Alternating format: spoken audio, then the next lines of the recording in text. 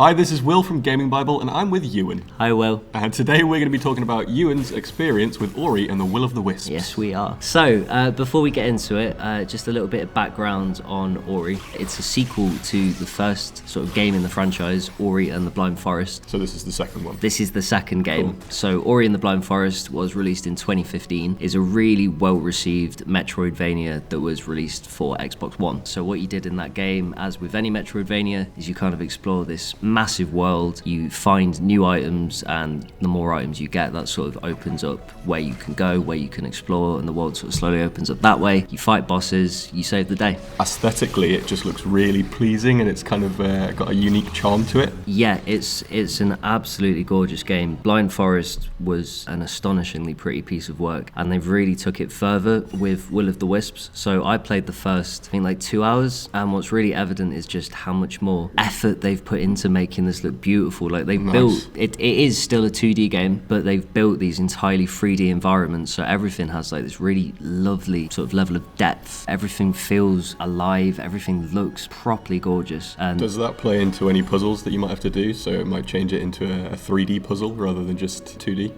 Not that I've seen, although that would be quite an interesting use of the space. If that's something that happens, and it won't happen till later in the game. Yeah. One of the new items that I got to play around with in the build I got to play is a bow and arrow, and cool. You know, it works exactly as you'd expect a bow and arrow to. It's got uses in combat, and sort of when you use it in midair, time slows down, kind of like in Breath of the Wild, which feels super cool. But it also lends a new dimension to puzzle solving. Like, I was in this one dungeon where there are all these switches that you have to hit with your bow and arrow. Some of them are timed, some of them aren't. Some of them you got to hit in the right order to reach the height you need to get to. Instantly my brain's just thinking of trying to shoot Nintendo Switches. I don't know why, sorry.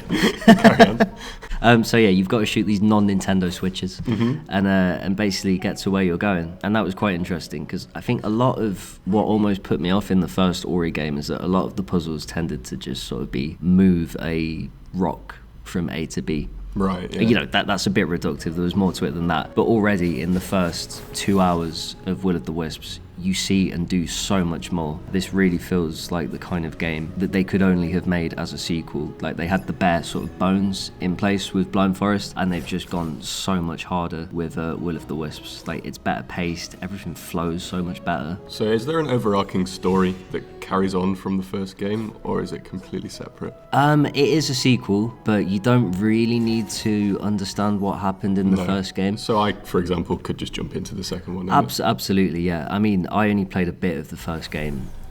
I never actually got to the end, but you don't need to have played the first game at all. You maybe have a better understanding of the characters, but one of the nice things about Ori is that there's some dialogue, but for the most part it's wordless interactions lifted by some beautiful music. Sure. So it's almost like playing through a like fairy tale storybook almost. Alright, so what's the combat like in the game, apart from the bow and arrows? So combat is completely overhauled, I think it's fair to say, in Will of the Wisps. In Blind Forest, combat was fine, but it really was kind of just you could press a button and it would almost auto-target your enemy, so it didn't really matter where you were in relation to an enemy as long as you were close enough to them for your attacks to land. Whereas in the new game, you have this thing called a spirit sword, and it is, as you'd imagine, a sword. So there's a real focus on melee-based combat this time, and it feels great. It's a lot like, do you ever play Hollow Knight? Yeah. Right, the combat's got a really crunchy feel, like your attacks really feel like they register. You sort of hit and you sort of bounce off the enemy a bit, they bounce back. You can attack in midair. There's a really cool sort of downward strike that's a lot like the attack in DuckTales, which if you've played it, you know what I'm talking about. Okay.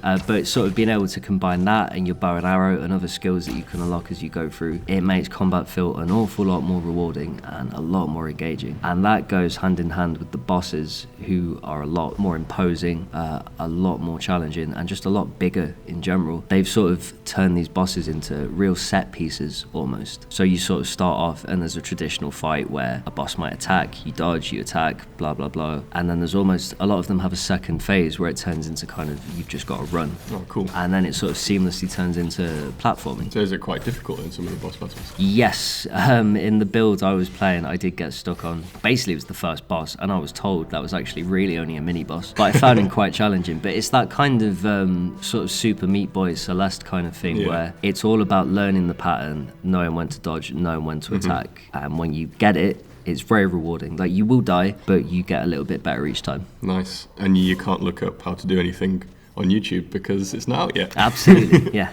So how does it feel to move about the levels? Controlling Ori feels like an absolute dream. Anyone who's played the first game will know that Moon Studios, they sort of seamlessly blend exploration with platforming, more so than any other Metroidvania. So is there any hidden gems that you managed to find? So there's plenty of like secret collectibles. You can increase your health, increase your energy, all this kind of stuff. And to get to some of these, you've got to go through some really tough platforming gauntlets that feel like they could be in a game like Super Meat Boy. But with all the power-ups you get, you're sort of gradually learning to string together all these moves like rolls and double jumps and dashes to clear these really massive distances. And the way the game sort of teaches you to do that, it's all just through your own ability. It starts simple, it gets harder, but by the end of my demo, certainly, I was clearing these massive gaps and doing all kinds of crazy things, and you don't really think twice about it. Yeah. But it looks and feels great to play. So if you saw some of your gameplay from the first 10 minutes that you played compared to the last 10 minutes, oh yeah, absolutely, vastly different. Yeah, it's not just that you're getting new items, it's that you're